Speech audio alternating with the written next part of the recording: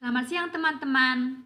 Kami dari kelompok 4 pada video kali ini akan menjelaskan tentang model pemberdayaan perempuan. Sebelum kami menjelaskan materi kami akan memperkenalkan diri kami terlebih dahulu. Perkenalkan, nama saya Marni Tumangger dan rekan-rekan saya bernama. Pada video kali ini kami akan menjelaskan tentang pengertian, tujuan, strategi pemberdayaan perempuan, dan indikator pemberdayaan perempuan, dan yang paling intinya yaitu kami akan menjelaskan tentang model pemberdayaan perempuan berbasis komunitas.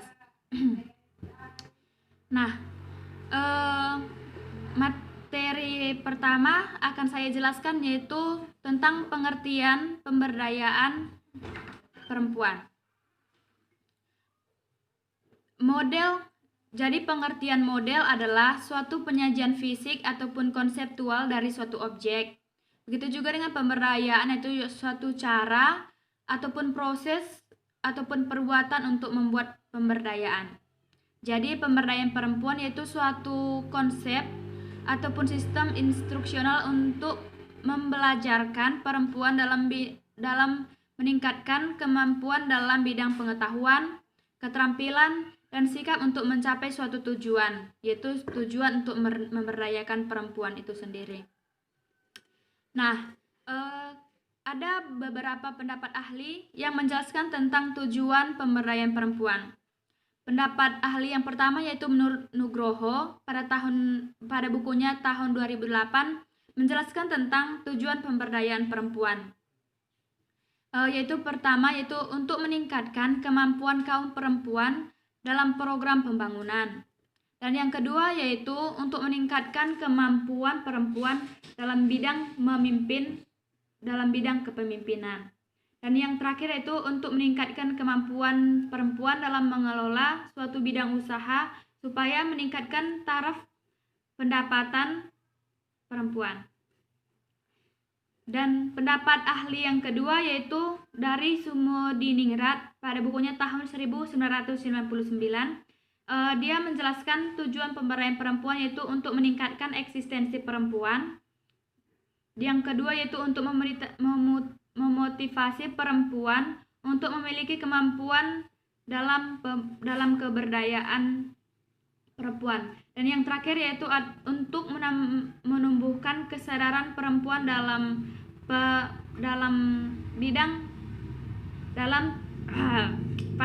menumbuhkan kesadaran pada diri perempuan tentang kesetaraan dan kedudukannya. Nah, perempuan itu memiliki hak yang sama. Melalui pemberdayaan perempuan ini diharapkan perempuan sadar akan hak dan kewajibannya sama di dalam segala bidang kehidupan.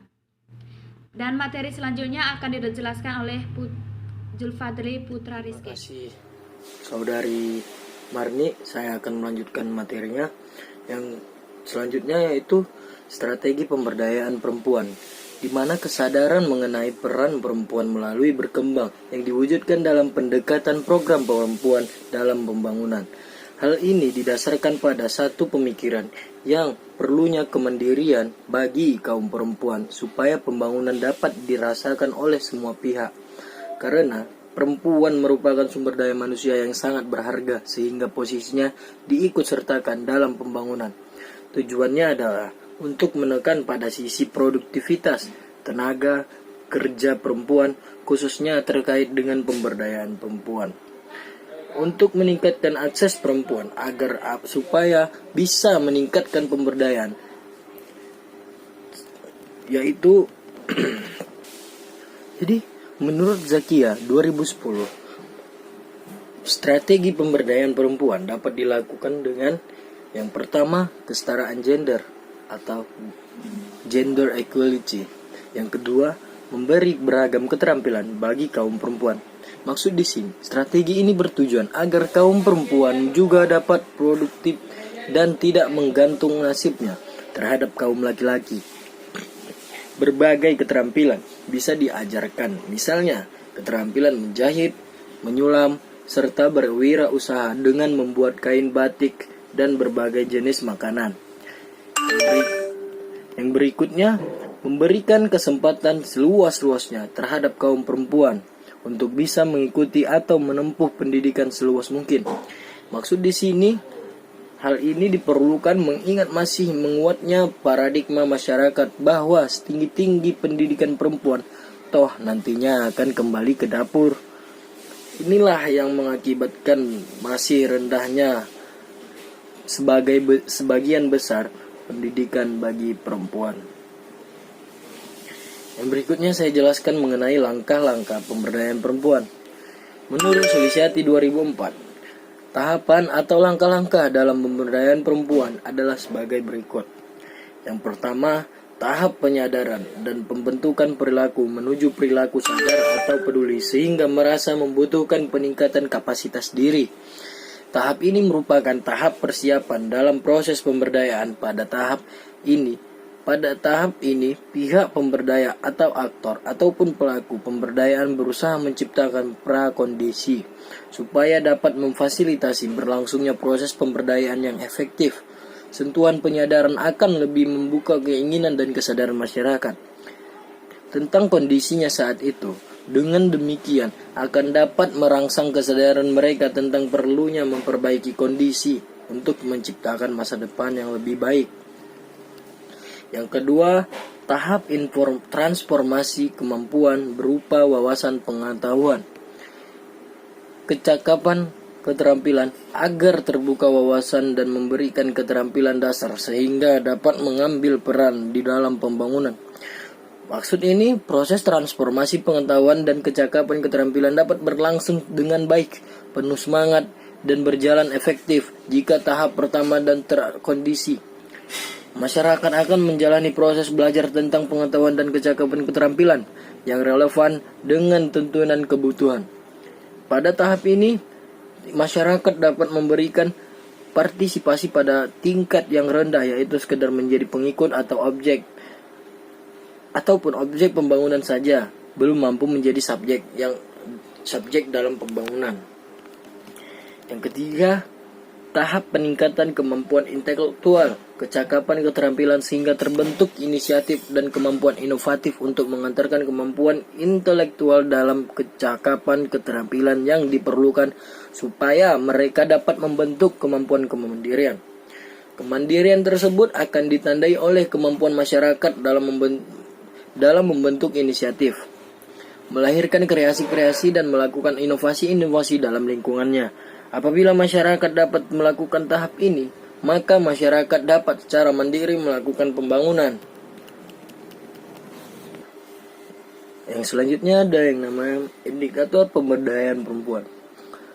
Pemberdayaan perempuan dilakukan untuk menunjang dan mempercepat tercapainya kualitas hidup dan mitra kesejahteraan antara laki-laki dan perempuan yang bergerak dalam seluruh bidang atau sektor.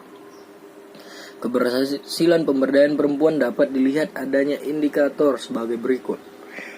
Menurut Soeharto 2003, yang pertama, adanya sarana yang menandai guna mendukung perempuan untuk menempuh pendidikan semaksimal mungkin. Yang kedua, adanya peningkatan partisipasi dan semangat kaum perempuan untuk berusaha memperoleh dan mendapatkan pendidikan dan pengaruh bagi diri mereka.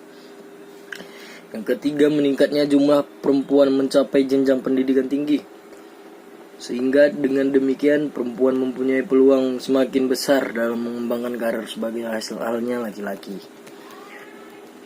Yang keempat, adanya peningkatan jumlah perempuan dalam lembaga legislatif, eksekutif, dan pemerintahan. Peningkatan keterlibatan aktivis perempuan dalam kampanye pemberdayaan pendidikan tahap perempuan. Sekian penjelasan dari saya. Materi selanjutnya akan dijelaskan oleh saudari Emia Tirani Munte. Perkenalkan, nama saya Emia Tirani Munte.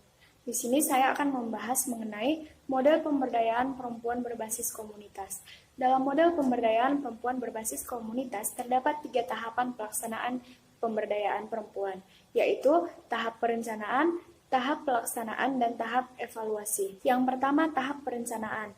Adapun tahapan-tahapan dalam perencanaan yaitu: pertama, sosialisasi program. Yang kedua, pemilihan peserta. Yang ketiga, tujuan program. Yang keempat, materi. Yang kelima, strategi. Yang keenam, media. Yang ketujuh, bahan ajar. Dan yang kedelapan, penilaian. Kemudian tahap pelaksanaan. Pada tahap pelaksanaan, terdapat dua kegiatan yaitu sosialisasi kegiatan dan pelaksanaan kegiatan. Kemudian tahap ketiga adalah evaluasi. Pada evaluasi ini dilakukan penilaian terhadap perencanaan dan pelaksanaan kegiatan. Pada evaluasi ini dapat memotivasi peserta dalam melaksanakan kegiatan dalam kelompok. Sekian hasil video dari kelompok kami.